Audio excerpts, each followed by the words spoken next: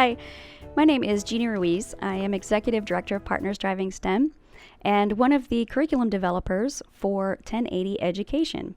And in fact, one of the partners that started that company about 10 years ago and has been piloting and working with STEM programs for almost 20 years. We're excited to bring you STEAMstart, which is our program that works with children ages 4 all the way up to 8, 9, 10.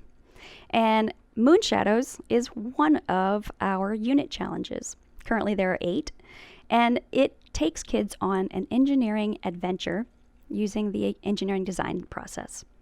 So we work very young children, and yes, they absolutely can do this, through 5 STEAM investigations in science, technology, engineering, arts, and mathematics to learn all the skills they'll need to meet the unit challenge, in this case, MoonShadows, which is to develop and design and construct and test their very own shadow theater, and then to put on a play explaining lunar cycle.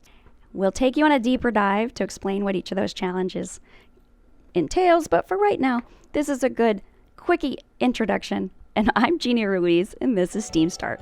Thanks.